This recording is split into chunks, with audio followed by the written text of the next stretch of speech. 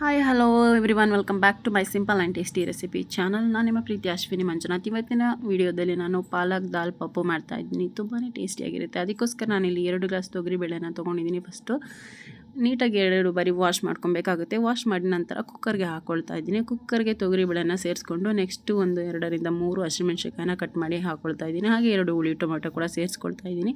ರುಚಿಗೆ ತಕ್ಕಷ್ಟು ಉಪ್ಪು ಕೂಡ ಬಳಸ್ಕೊಳ್ತಾ ಇದ್ದೀನಿ. ಹಾಗೆ 1 ಚಿಟಿಕೆಯಷ್ಟು ಅರಿಶಿನ ಪುಡಿ, ಇಷ್ಟನ್ನು ಹಾಕಿ ಬೇಕಾದಷ್ಟು ನೀರನ್ನು ಹಾಕಿ ನಾವು ಲಿಡ್ಡನ್ನು ಕ್ಲೋಸ್ ಮಾಡಿ ಒಂದು 4 ವಿಷಲ್ ಬರ್ಸ್ಕೊಬೇಕಾಗುತ್ತೆ. 4 ವಿಷಲ್ ಬರೋಷ್ಟರಲ್ಲಿ ನಾನಿಲ್ಲಿ ಒಗ್ಗರಣೆಗೆ ರೆಡಿ ಮಾಡ್ಕೊಳ್ತಾ ಇದ್ದೀನಿ. ಆಲ್ರೆಡಿ ರೆಡಿ ಮಾಡಿದ್ದೀನಿ. ಇವಾಗ ನೆಕ್ಸ್ಟು ಒಂದು ಕಡಾಯನ್ನು ಇಟ್ಕೊಂಡು ಅದಕ್ಕೆ ಒಂದು 2 ಟೇಬಲ್ ಸ್ಪೂನಷ್ಟು ಆಯಿಲನ್ನು ಹಾಕ್ಕೊಳ್ತಾ ಇದ್ದೀನಿ. ಆಯಿಲ್ ಹಾಕಿದ ನಂತರ ಒಂದು ಅರ್ಧ ಟೀ ಸ್ಪೂನಷ್ಟು ಸಾಸಿವೆ, ಅರ್ಧ ಟೀ ಸ್ಪೂನ್ ಜೀರಿಗೆ, ನೆಕ್ಸ್ಟು ಒಂದು ಬೆಳ್ಳುಳ್ಳಿಯನ್ನು ಈ ಥರ ಕಟ್ ಮಾಡಿ ಹಾಕ್ಕೊಳ್ತಾ ಇದ್ದೀನಿ. ಹಾಕ್ಕೊಂಡಿದ್ದು ಗೋಲ್ಡನ್ ಬ್ರೌನ್ ಬರಬೇಕು, ಅದ್ರ ತನಕ ಫ್ರೈ ಮಾಡ್ಕೊಬೇಕಾಗುತ್ತೆ. ಈಗ ಗೋಲ್ಡನ್ ಬ್ರೌನ್ ಕಲರ್ ಬಂದಿದೆ. ಹಾಗೆ ಒಂದು 1/4 ಇಂಚಷ್ಟು ಶುಂಠಿಯನ್ನು ಕಟ್ ಮಾಡಿ ಹಾಕ್ಕೊಳ್ತಾ ಇದ್ದೀನಿ. ಹಾಗೆ ಒಂದು 2 ರಿಂದ 3 ಒಣಮೆಣಸಿನ್ಕಾಯಿ, ಅದನ್ನು ಸಹ ನೀಟಾಗಿ ರಾ ಸ್ಮೆಲ್ ಹೋಗೋ ತನಕ ನಾವು ಫ್ರೈ ಮಾಡ್ಕೊಬೇಕಾಗುತ್ತೆ. ಹಾಗೆ ಒಂದು ಗರಿ ಹಸಿ ಕರಿಬೇವನ್ನು ಹಾಕ್ಕೊಂಡು ಸಹ ಸಿಡಿಸ್ಕೊಬೇಕು. ಇದಿಷ್ಟು ಫ್ರೈ ಆದ ನಂತರ ನಾನಿಲ್ಲಿ ಒಂದು 2 ರಿಂದ 3 ಮೀಡಿಯಮ್ ಸೈಜ್ ಈರುಳ್ಳಿಯನ್ನು ಈ ಥರ ಚಿಕ್ಕದಾಗಿ ಕಟ್ ಮಾಡಿ ಹಾಕ್ಕೊಂಡಿದ್ದೀನಿ. ಹಾಕ್ಕೊಂಡು ಈರುಳ್ಳಿ ಸಾಫ್ಟ್ ಆಗೋವರೆಗೂ ನಾವು ಫ್ರೈ ಮಾಡ್ಕೊಬೇಕಾಗತ್ತೆ.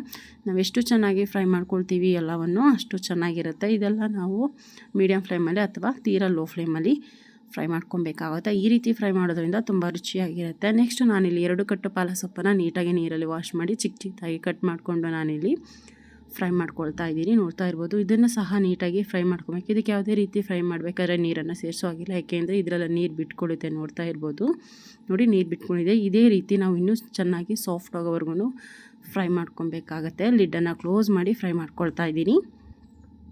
ಇವಾಗ ಇದು ಫ್ರೈ ಆಗಿದೆ. ನೆಕ್ಸ್ಟು ನಾನೇನು ಬೇಳೆ ಕೂಗಲಿಕ್ಕೆ ಇಟ್ಟಿದ್ದೆ ಅದು ಸಹ ಇದನ್ನು ಯಾವುದೇ ರೀತಿ ಸ್ಮ್ಯಾಶ್ ಕೂಡ ಮಾಡಿಲ್ಲ. 4 ವಿಷಲ್ ಹೊಡೆಸಿರೋದ್ರಿಂದ ಇಷ್ಟು ಸಾಫ್ಟಾಗಿ ಬೇಳೆ ಬೆಂದಿದೆ.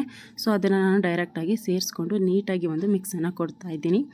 ಮಿಕ್ಸ್ ಕೊಟ್ಟ ನಂತರ ಮನೆಯಲ್ಲಿ ಇರುವಂತಹ ಬೇಳೆ ಸಾಂಬಾರು ಪೌಡ್ರು ಹಾಗೆ ಒಂದು ಅರ್ಧ ಟೀ ಸ್ಪೂನಷ್ಟು ಗರಂ ಮಸಾಲ ಸೇರಿಸ್ಕೊಂಡು ಇದನ್ನು ಸಹ ಮಿಕ್ಸ್ ಮಾಡ್ಕೊಳ್ತಾ ಇದ್ದೀನಿ. ಈ ರೀತಿ ಮಿಕ್ಸ್ ಮಾಡೋದ್ರಿಂದ ತುಂಬ ಫ್ಲೇವರ್ಫುಲ್ ಆಗಿರುತ್ತೆ. ಇದಕ್ಕೆ ನೀವು ಅನ್ನಕ್ಕಂತೂ ಸೂಪರಾಗಿರುತ್ತೆ. ಈ ಅಂದರೆ ರೋಟಿ, ಚಪಾತಿ, ಪೂರಿ ಎಲ್ಲದಕ್ಕೂ ತುಂಬ ಚೆನ್ನಾಗಿರುತ್ತೆ. ಕಾಂಬಿನೇಷನ್ ಅಂತಲೇ ಹೇಳಬಹುದು.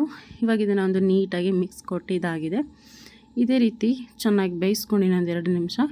ಇವಾಗ ಕೊನೆಯದಾಗಿ ನಾನಿಲ್ಲಿ ಕೊತ್ತಂಬರಿ ಸೊಪ್ಪನ್ನು ಆ್ಯಡ್ ಮಾಡ್ತಾಯಿದ್ದೀನಿ. ನೋಡ್ತಾ ಇರ್ಬೋದು.